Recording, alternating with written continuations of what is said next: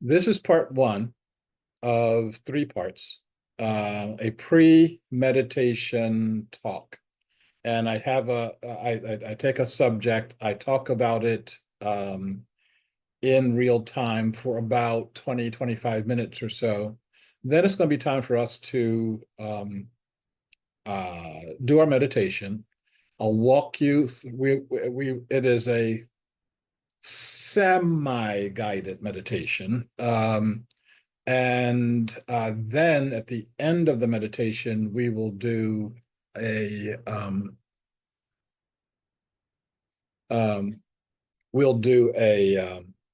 informal talk as long as there's people out here that want to talk.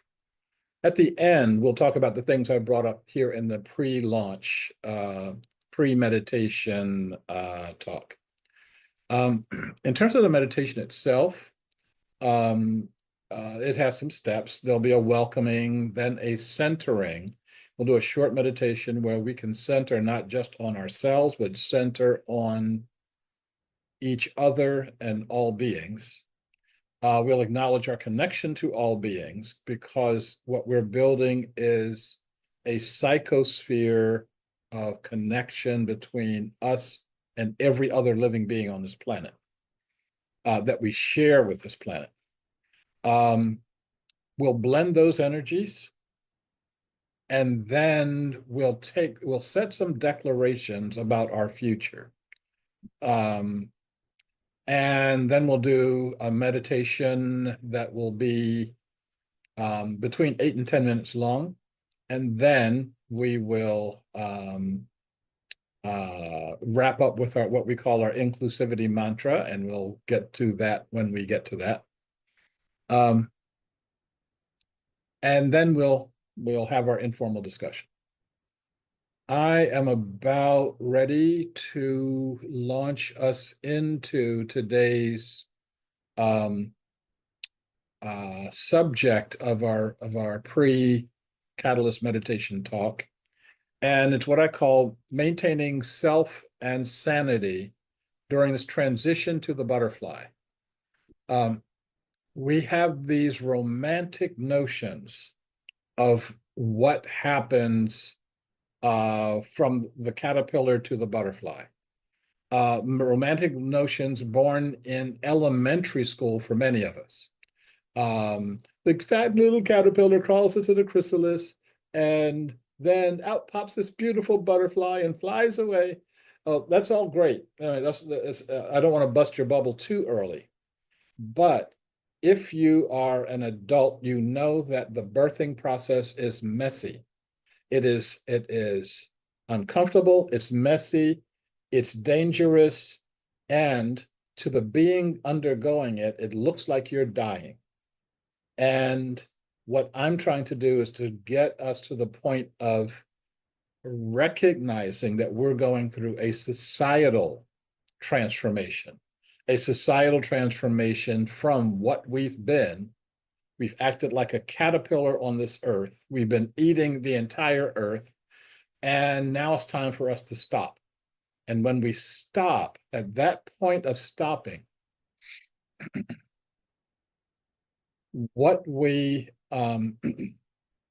what we'll wind up doing is something different from what human beings have been doing for the longest time. We'll become new humans, and that new humanity is going to have some very interesting aspects to it. I'll talk about a few of those today. But before I do any of that, I want to tell you about a situation that happened back in 2004. This is what happened to the world in the Indian Ocean tsunami. And I happened to miss that. Many of you know I did extensive work in peace work in Sri Lanka, and I was doing that work during this time. I had my plane ticket in hand. I would have been in Sri Lanka I would have been standing on the beach in the morning when the first wave rolled over 100 feet above where I was what would have been standing. Um, I was here in America, um, having my appendix out. So when my daughters heard that I was having my appendix out, they were all writing, "Oh, I'm sorry to hear about your appendix." And then when they heard about the tsunami, "We're so glad you had your appendix out." So several months later, I got to go to Sri Lanka and see the aftermath of the tsunami. And I want to show you some pictures here. Um, so I had the opportunity to interview this woman, and she was dressed in her best sari because she knew she was meeting me, and she was meeting me to tell me a story. And so I'm in her village, and if you can see my marker, that's me, the tallest person in every village I go to. This is the young woman, and this guy here is my translator. Um, and she's telling me the story about when the first wave occurred. Everything that you see in this picture, including the palm trees, were underwater. The only thing that was sticking above the waterline was the point on the stupa in the middle of the village. And there were people clinging to that point as the wave was sweeping everyone out. And so there are people clinging to the stupa, then there were people clinging to the people clinging to the stupa, then there were people clinging to the people clinging to the stupa.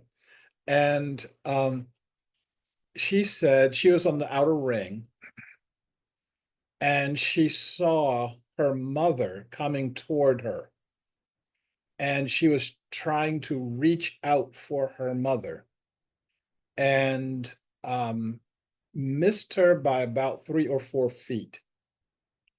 And the last time she saw her mother managed to turn around, and they were looking at each other as her mother got swept out to sea, and she never saw her again.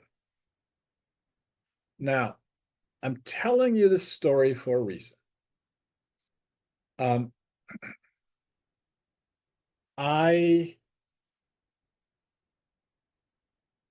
if I could have gone to her 2 weeks earlier and said, something catastrophic is going to happen to your village. You need to carry a rope with you. And when when the ocean, which is half a kilometer that way, okay, um, comes up and engulfs your entire village, you'll be able to throw a rope to your mother. What would she have done? Well, I know what she would have done. She would have ignored me. What a fantastical story. I've never heard of the ocean coming up and engulfing an entire village. I don't know what you're talking about.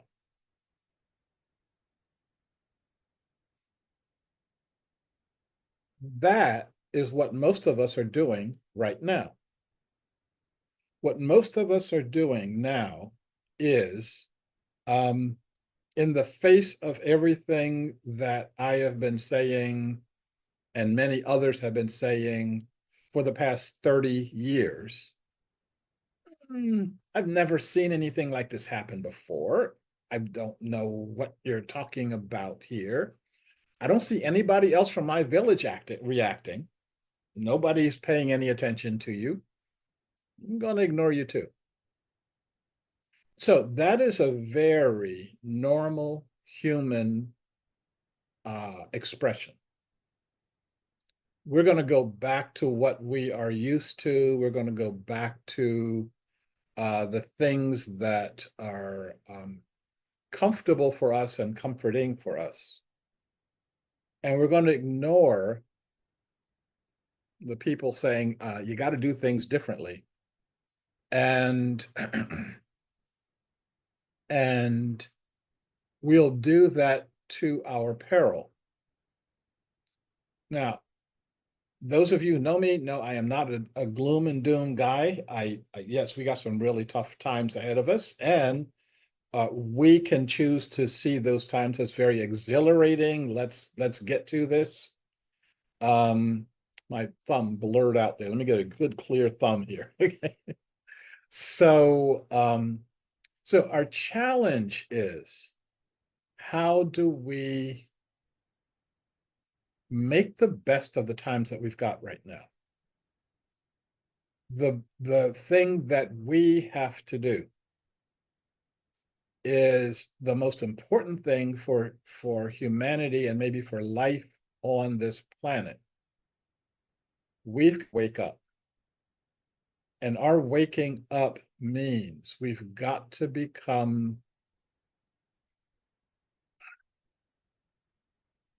change our perspective. We've got to see how the world works differently. That's been the subject for all of my books for the past 35-ish years. That's been the subject of all of my teachings. That's been what I've been doing for all this time to amazingly small audiences, considering the importance of the subject. But that's about to change. I'd hope that there would have been more of us involved in the change as it's changing. But we're at the point right now. We can see the elements of the wave coming. We're misinterpreting it. We're saying, oh, that's not a wave, that's a cloud. There can't be waves that big. Once we let go of that notion, once we let go of the notion that things are going to be operating the way they've always operated, we can start seeing a bigger picture. We can start seeing a different picture, and we can start responding accordingly. So the first thing we have to do is listen. And I don't mean listen so that you can get ammunition to refute the other side that's saying whatever. Not listening to try to figure out how you are going to seek a personal advantage in whatever trying times we have, but listening from a point of we, listening from the point of how all of us together can resolve our challenge. I'm struck by how ants survive a flood. When there's a flood in a local area, all of the ants join together into a ball. They make a ball. And this is a very specific ball. On the inside of the ball are the queen and the eggs, because that's their future. Without the queen, without the eggs, you don't have a colony anymore. Around the queen and the eggs are the soldiers. Around the soldiers are all of the other ants inside the colony. Because ants are tiny, they float. And as they're floating, this ball will roll with the waves, roll with what's pushing them around with the water. When they rest, they will make a find something appropriate for a new home. The interesting thing about this is that the ants on the bottom of that ball will die. They will drown. But before they drown, they link their arms and their legs and their antennas together so that even in their death, they provide buoyancy for the rest of the ants for them to form this colony. Now, we should be thinking the same way. We should be thinking, how can I be of maximum benefit to my community? How can I be of maximum benefit to our larger sense of self and not my skin encapsulated ego?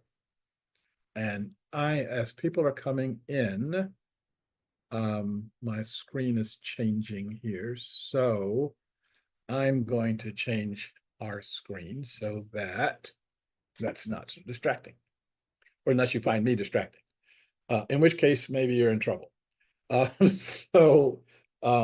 for those of you who don't know me, I tell a lot of jokes, so bear with me.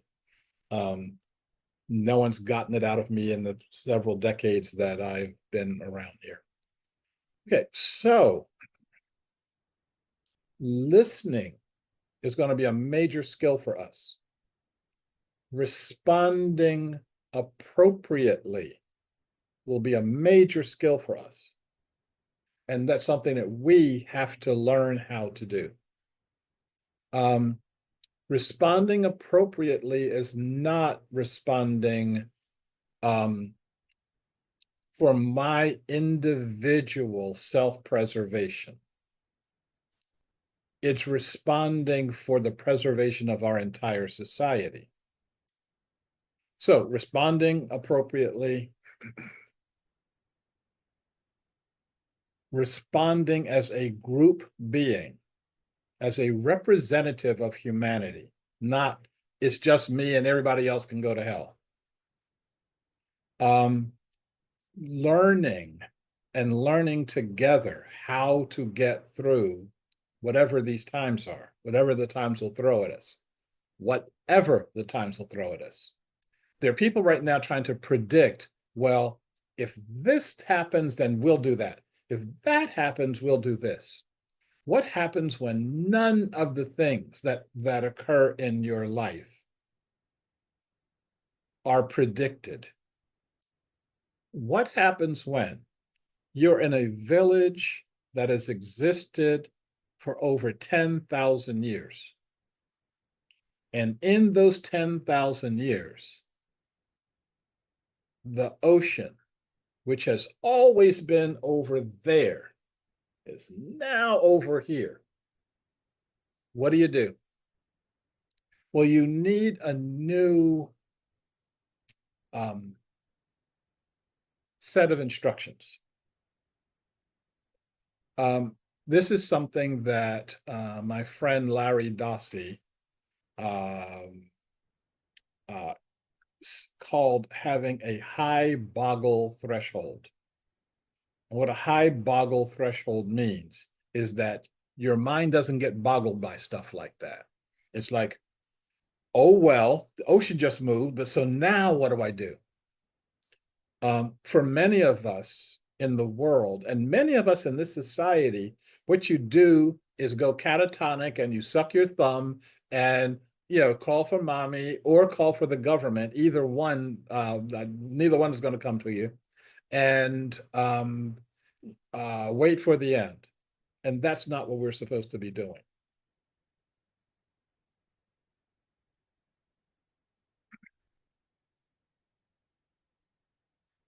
So we're supposed to be listening. We're supposed to be learning. We're supposed to be responding appropriately and responding as a group being. And we're supposed to be envisioning.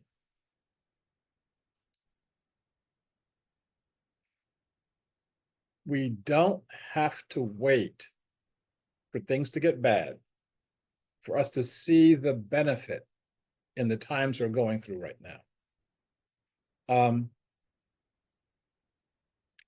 Almost all of the things that I did a series of videos, and if you go to my YouTube channel and you start looking through, if you sign up for the YouTube channel, and you go through the list of videos, you'll see something I did a couple of years ago I called The Wave. And what The Wave was about was looking at some of the things that could happen to us and how do we get past our illusory reliance on the government and start thinking for ourselves and thinking with each other, thinking with the people that you don't normally think about when you start thinking about people, and start looking at envisioning new ways for us to connect. Um, all of this means us having and creating a new self, a self that goes beyond the individual into a new form of consciousness. I write about the new consciousness in my latest book, which is only a couple of years old. It's not in birthing the. I'm experimenting with this thing of the blurred background, and so far the experiment is not working that well. um, but birthing the nation of Gaia, and um, how do we birth a new nation on the planet? A nation that is not based on geography. The entire planet is our nation, not based on exclusivity. Every human being and every living being is part of that nation. It's not based on money. There are so many beings on the planet, including at least 1 billion human beings, that don't use money. Like it's we know how to live without it. Um, and It's based on the highest visions that we hold for our world and our planet. Um, and I have a I'm keeping an eye on my time, because for those who didn't want to do the pre-meditation talk, they'll be coming in about 5 minutes, and I have a little table here. And I want to talk about what's in that table. So we are changing from, those of us who will make it are changing from the place we've been to where we're going. And the place we've been is basically relying on the status quo, basically relying on a concept that we call normal. And if normal isn't here, we're just going to sit and twiddle our thumbs and wait for normal to show up. We're going to rely on government. If an emergency comes, the government will tell us what to do. The government will tell us where to go. The government will supply the emergency supplies. We will just sit here and rely on government. I'm hoping you can see from the events of the last, let's say, year or so, that those are not strategies that will get us anywhere.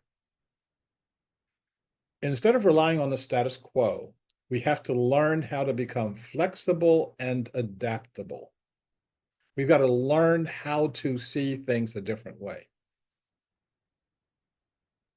Instead of waiting for normal to return, we should be looking for advantages in the situation we've got, or create a whole new situation based on the circumstances that are being presented to you. Instead of relying on government, you should be relying on your community. And by your community, I mean those folks who don't act like you do. The folks who don't act like the norm that you are used to. Um, um, I've got lots and lots of examples, and I don't have time to give them to you, of situations where people who I had no expectation coming through for me, came through big time.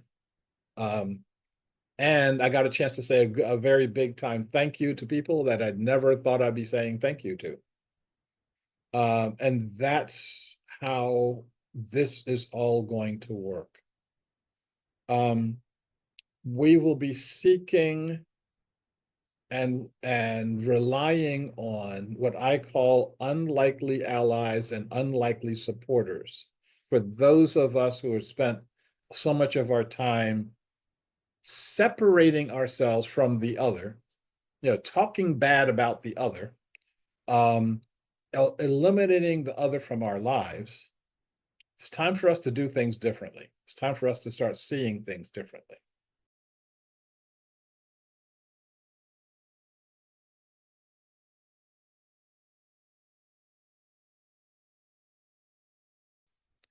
Hello, everyone, and welcome to another of our weekly Catalyst Meditations. Welcome to those who are joining us today, especially those who have returned. Welcome to those who are following us on the outline that I am reading from.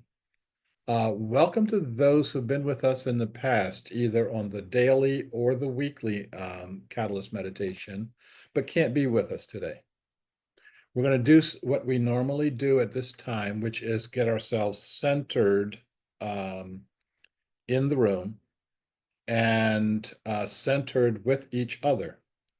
That centering involves me having to make a shift to our audio. That centering involves us being following a breathing app where we breathe in together and we breathe out together. And we do that for about 3 minutes. And then we're going to spend another 3 minutes in silent silent centering with each other, with all other beings, etc. And we're going to start that right now. So I'm going to start the breathing app right now. And I'm going to invite you all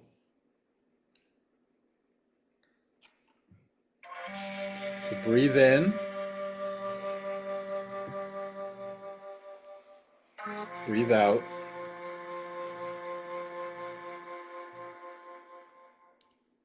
breathe in,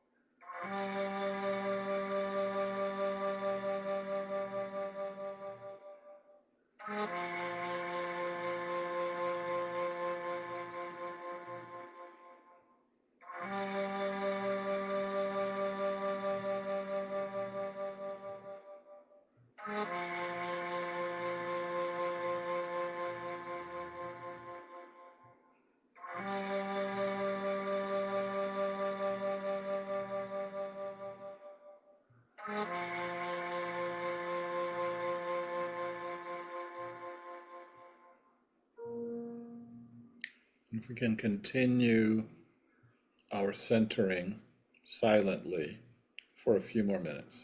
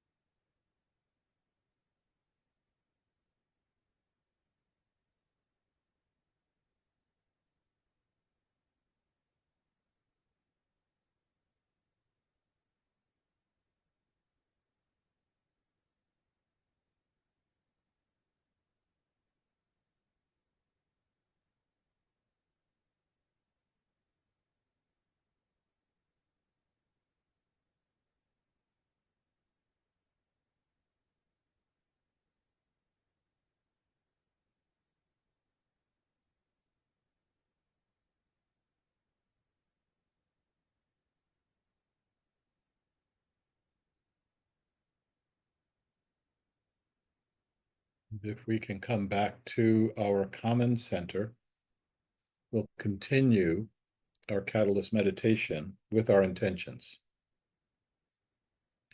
As the imaginal cells within the chrysalis come together to form the butterfly out of the disintegrated caterpillar cells, we come together to form a gateway for the meta consciousness of the mind of Gaia. We act for ourselves personally, and we act as aspects of Gaia. Holonic consciousness is a fundamental aspect of the universe. Every atom in the universe holds consciousness. It is always with us. We're acknowledging that now because many humans have forgotten and many humans have been in denial. We act to reawaken our connection to Gaia for the benefit of all living beings. And we acknowledge our connection to all beings. This includes all humans, including those who have gone before and those who are to come. All beings who thrive on and in the air. All beings who thrive on and in the water. All beings who thrive on and in the earth. All beings who thrive on and in our bodies. all beings that thrive on light, the beings of the plant realms, all meta beings, beings that are made up of individual beings. We include the earth as a living meta being, air as a living meta being, fire as a living meta being, water as a living meta being. We include and acknowledge all colony beings, beings that are collections of solo beings. And this includes murmurations, colonies, schools, hives, pods, flocks, herds, migrations, swarms, and other meta beings, and all other forms of consciousness, known and unknown to us. Now that we've called these beings, we want to blend our energies. May all who are part of Mother Earth be connected to and in perfect health, harmony, and balance with each other and with Mother Earth for the common good. We are in perfect physical health, harmony, and balance. We are in perfect emotional health, harmony, and balance. We are in perfect relational health, harmony, and balance. We are in perfect mental health, harmony, and balance. We are in perfect spiritual health, harmony, and balance. We are in perfect holonic health, harmony, and balance. We are in perfect spatial and temporal health, harmony, and balance. We are in the perfect place, at the perfect time, in the perfect conditions, and with the perfect beings. We now set our declarations.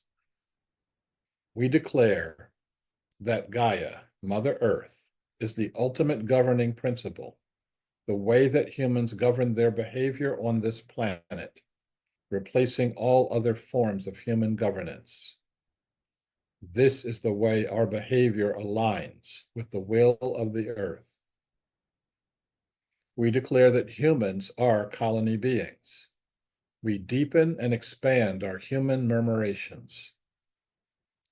We declare that Gaia is providing all necessary resources to achieve the vision of a world that works for all living beings.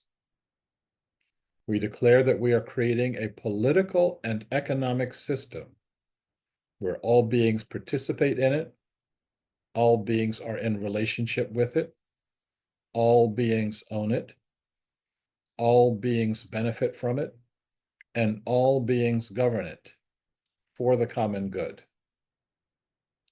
So we'll now meditate within this Pholonic energy, within the energy of Mother Earth. We'll be meditating and listening for any messages that we may receive. We'll be making any personal requests that we may have.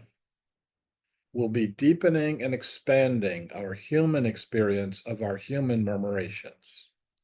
And we'll be doing so for about 8 to 10 minutes, starting now.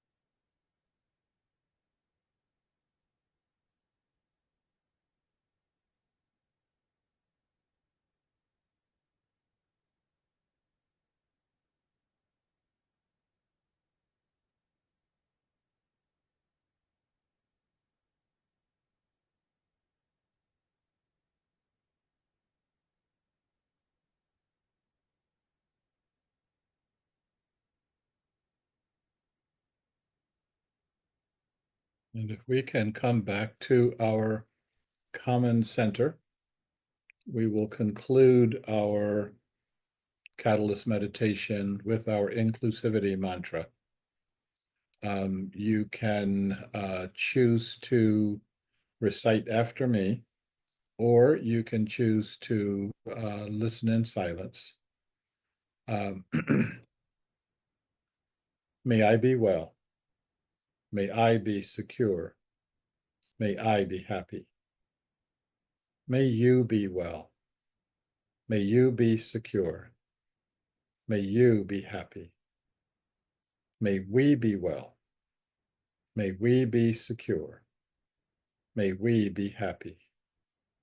And may all beings be well. May all beings be secure. May all beings be happy.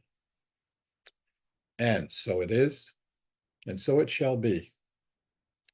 I thank you for joining me with this weekly meditation. We'll be doing this at least for another few weeks to come.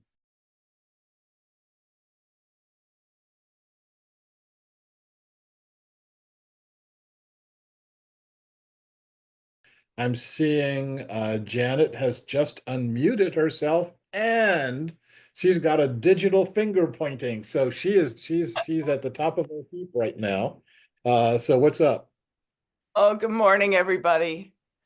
So good to be here.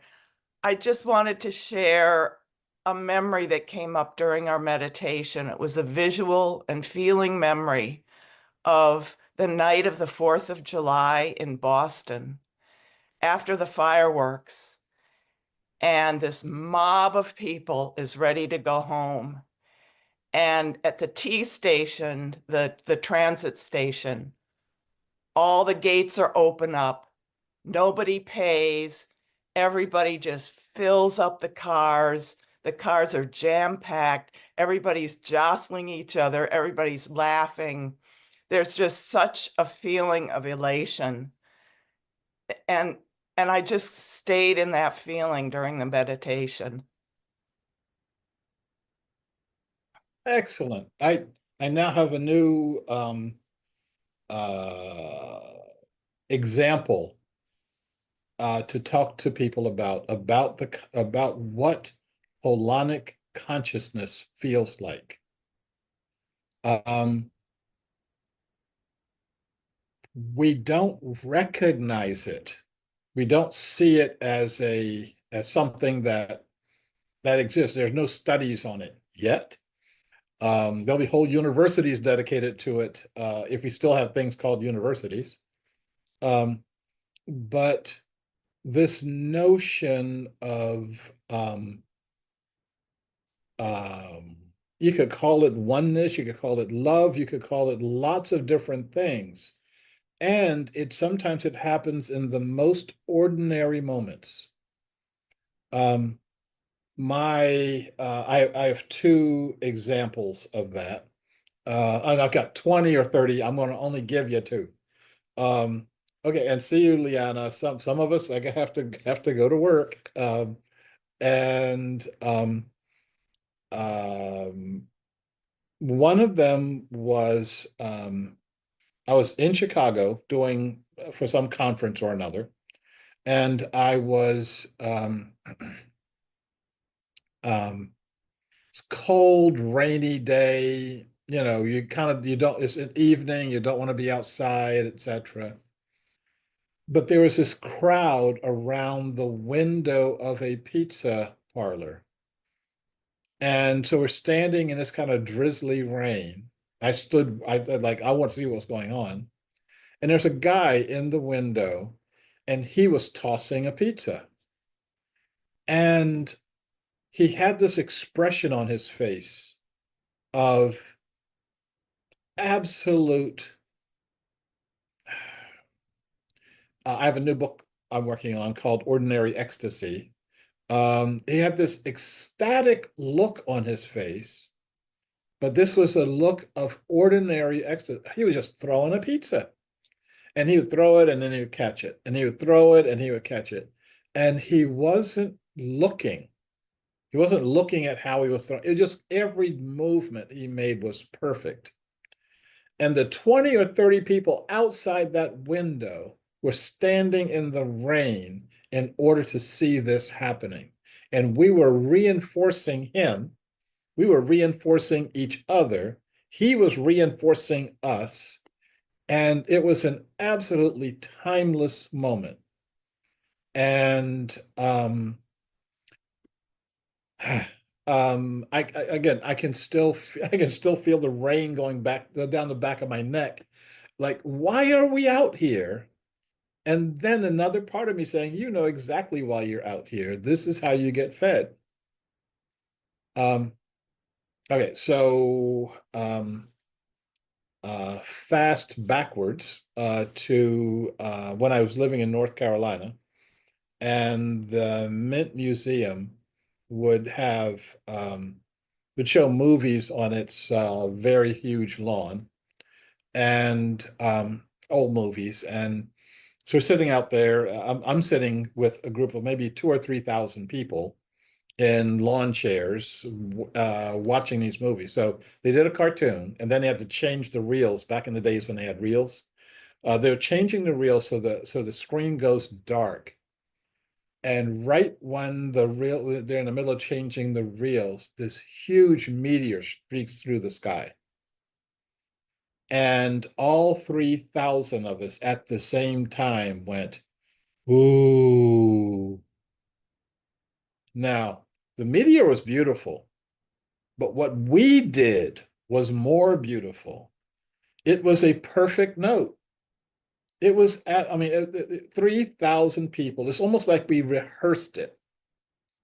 And right after that, it went absolutely silent, or everybody just said, what did we just do? Well, it's like, and then people was like some people were like nervously laughing, and some people were applauding, and but to this day, people talk about whether or not you were on the lawn at the Mint Museum when the meteor went over. And if the answer is yes, you don't have to say anymore because you know what it did to your heart. My question, no, this is more than a question. My intention and my vision is that we live in that space 24/7. We don't have to wait for the 4th of July. We don't have to wait for a meteor to strike overhead. We can be in that space. We can make decisions from that space. We can connect with all other beings in that space. Now, let's just make it happen. Okay. Um, and Mark just said bye. I've got my glasses on so I can actually see what's in the comment section. There are other folks who are running now. But I also see that Angie has her digital hand patiently up, and it looks like the patient digital hand, yeah. And so what's happening? Make sure you unmute yourself. Yeah. Well, I just wanted to share that the energy today was very strong for me, and I experienced it physically, but it was also, I could just really feel that there were more of us here today. And I had the most interesting experience of, kind of being in my chair, but at the same time, I felt like we were all inside this kind of gently circling, kind of like tornado, sort of, like we were just sort of all floating in this same little circling gentle cloud, and even though I don't know most everybody that was here, we were all just kind of going around. It was like a little circling happy cloud, And at some point, I was being shown the pond hydraulics. The beavers were showing me how their pond worked. It was something like that, sort of some little wandering mental things, but it was just so pleasant being in this this circular motion. I could feel all of us were in there, like a slow motion tornado, sort of. Only things weren't being thrown out. We were just all in there together. So that was pretty cool. So Very cool. Yeah. I am I can't find it. I'm not going to look for it right now. So, but I have been talking about human murmurations, human activities that connect us, but we're not even aware of it. Um, so the 4th of July is big deal. Meteors streaking overhead, big deal. But every day, down about 1,000 feet away from me, is the Lloyd Center, and there's a skating rink in there. And I go there several days a week just to watch the skaters circling counterclockwise. There's no one down there making them circle counterclockwise. Nothing. Um, they have different levels of skating ability. You have people literally hanging onto the railing for dear life. And then you have other folks doing jumps and swirls and things like that. When the murmuration is there, when the energy is there, they never, ever, ever run into each other. They don't run into each other because they are one. If you, I've seen two skaters skating backwards. They can't see each other. And at last minute before they collide, they both swoop into this beautiful formation, like as though they were planning it, and they don't even know each other, and they don't know that each other is doing this. Um, we can be there. So every time I say that, we can be there all the time. It's going into your cognitive side. And then when you find yourself murmurating with others, it then goes into your heart side, and there's more likely for that to happen. And that's going to start happening faster and faster. So, Eric, I see a digital hand. Thank you, Sharif. I'm humbled to be a part of this process and wanted to extend my grace to everyone on these calls. Um, when you were doing that meditation and speaking about birds and flocks, and you're talking about ice skating and the coordination it takes for all those individuals to go around the rink, I witnessed something down in our state in Oregon. Um, a group of geese that took off because maybe there's a potential raptor in the area that maybe startled them, but they took off and it was a huge flock, and the coordination of each individual bird, geese, and they were all flying in unison. It was the most beautiful, humbling, graceful witness, I guess, that you talk about, that holonic consciousness, and they were holding each other at a perfect distance. And it was just one of the most humbling things that I'd ever witnessed. And I just wanted to share that with us today. It was something that I will always reflect on when I say, hear your talks and hear you speak. But it gives me something to give us all hope. I would like to think so. Thank you. Excellent, excellent, excellent. And this notion of the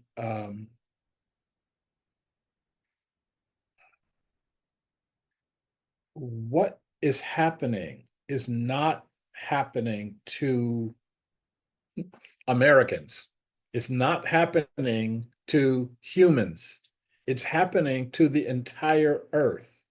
Now, the only question is, are we going to be joining with the earth for this to happen? We do have a special role to play. And one of our special roles as human beings on the planet is helping to be Gaia's prefrontal lobe.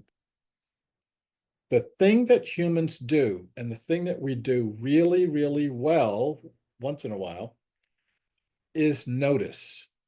Notice and acknowledge and praise. Um, what humans pay attention to gets stronger and stronger and stronger. We know it. We've been talking about the law of attraction for several decades now, and we don't believe it. We act like we can pay attention to any old thing, and that thing, we can pay attention to things we oppose, and then get surprised that the thing that we oppose gets stronger. And I said this, I'm glad I said it on video several times before Trump won the first time. I kept saying, this guy can win, number one. And everybody, oh, there's no way in God's green earth could he ever win, etc. And I said, number one, he can win. Number two, he can win because you talk about him all the time. So you kept on talking about him, and he won. And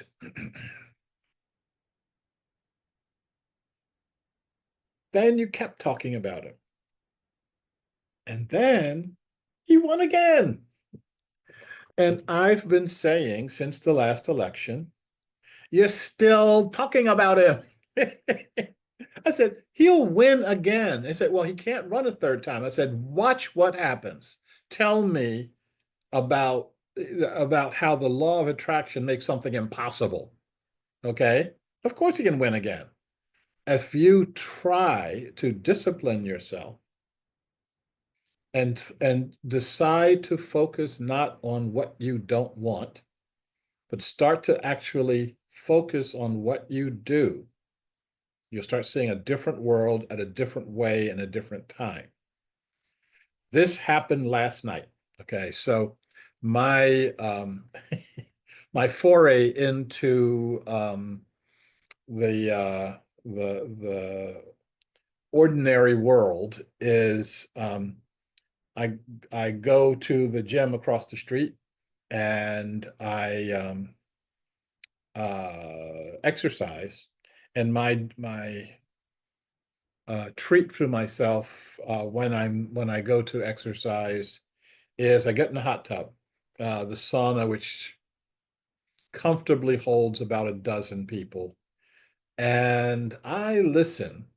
Sometimes sometimes I'm the one talking, but last night I was listening, and we had about 9 people in there, about 3 different conversations, and I'm listening to them talking to each other, and it was all about politics. And um, at one point in time,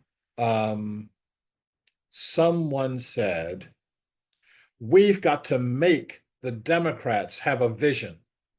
We should be protesting to make them have a vision. And I said, I was saying to myself, you have no idea how this works. You know, um, we have been spending the last 20 or 30 years politically trying to make other people act.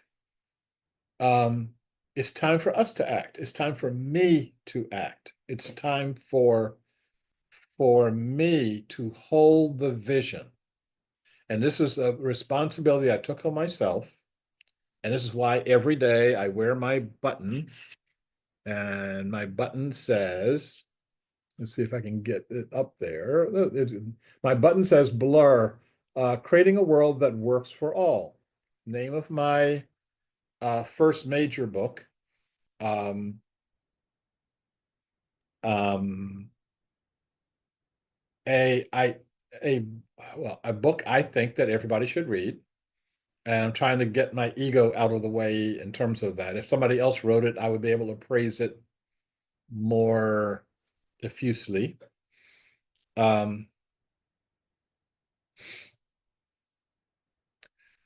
but when you ask people for their vision, they don't have anything to share with you.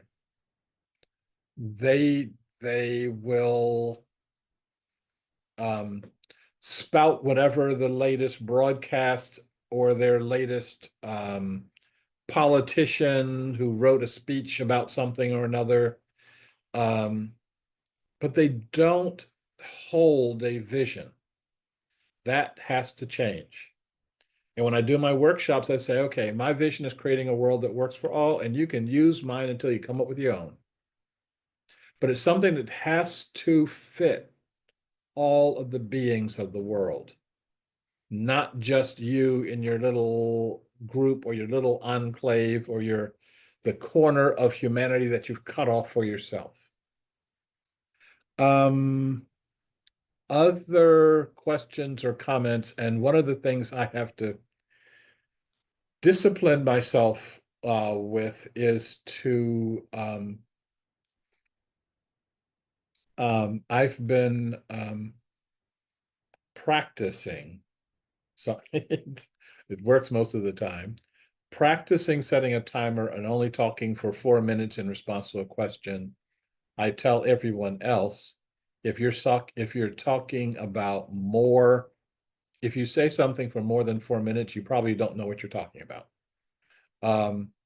And I'm going to do something right now, since I don't see any hands up. I'm putting a donation button into the chat. And what I want to do is invite you to donate to Commonway. You participated in this and you didn't have to pay for it. And this video has to be processed and has to be made available to the folks who are coming in at 2 o'clock and the folks who come in at 7 o'clock, 7 p.m.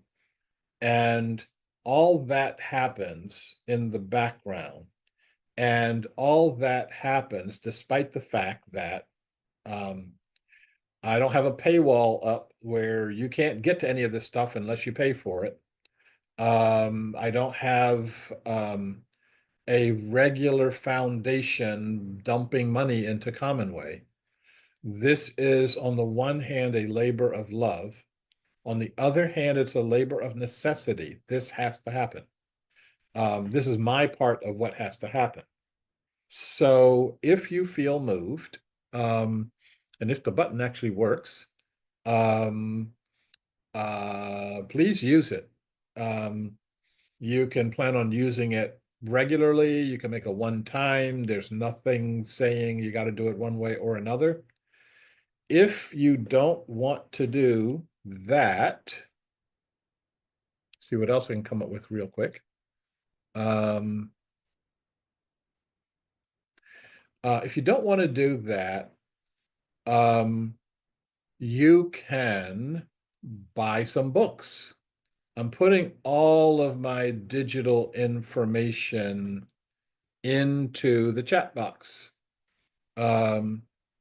And you now, if I do this right, you now have it. Okay. So if you've never seen my TED Talk, you should see the TED Talk. If you own some of the Commonway books and don't own others, you should try buying some of those and buying them from Commonway. I know most of us are on Amazon, and if you're a Prime member, you get free shipping. I'm going to negate that Amazon advantage for right now. For now and for the next 2 days, if you buy any of the books, I'm going to give you free shipping.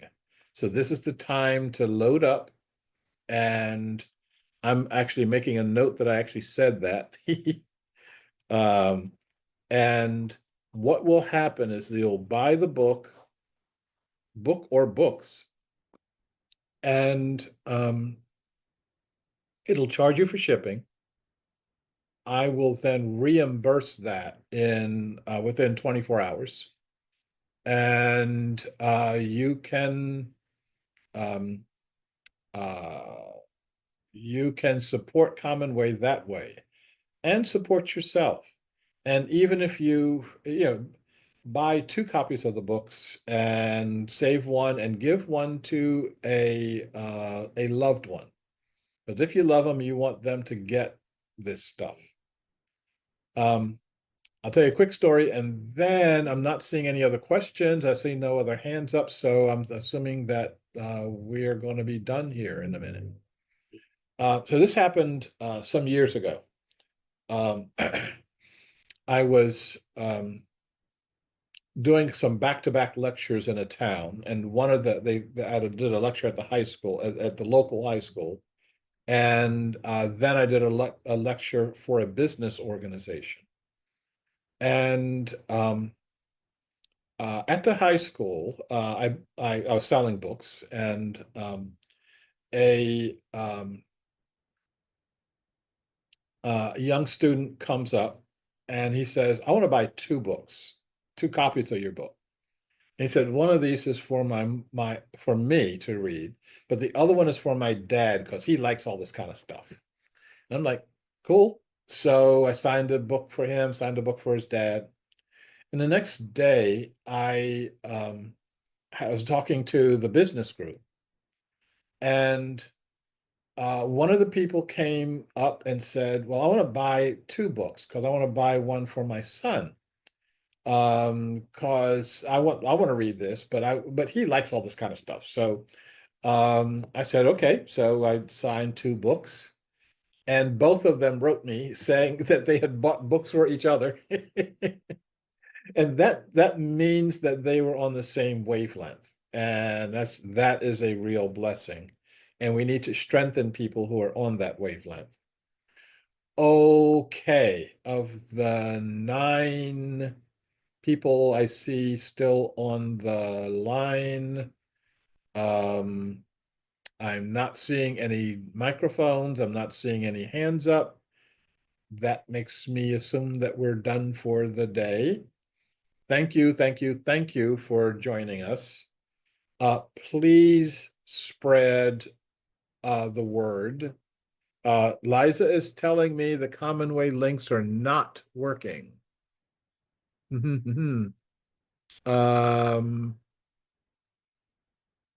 It just worked for me. Anybody else having a problem? Well, about half worked and half didn't.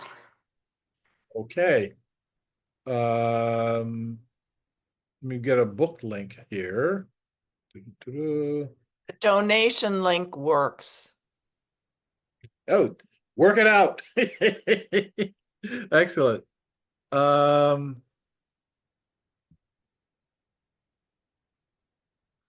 see what you mean. The Commonway links are just swirling. Give me a minute to fix it. I will I'll work on that. I'll try to get them to work. The links that are good, but for some reason they're not working. Try again later. Yes, definitely do that. Again, thank you, thank you, thank you for joining us. Thank you for spreading the word. We want to see 20, 30, 40 people at the next weekly meditation. You have the link for it right now. You don't need it to need it again. And I will look forward to some of you joining us for our daily meditations. You can just let me know if you want to do that. And one way or another, upward and outward, off we go. Look forward to our continuing process here. I'm seeing a couple of people saying, "Send me the link for the daily meditation." I will do so. Ann Friedman has a Rutgers Camden EDU address. We need to talk about that. I am a refugee from Camden right now. And we'll definitely have a lot to talk about. I was one of the people as a high school student who participated in the overthrow of Camden, of Rutgers in Camden, very proudly. Yes, Um, I know. yeah. And I will see all of us hopefully next week and maybe even on the daily. So I will talk to you at another point in time. Talk to you later. Bye.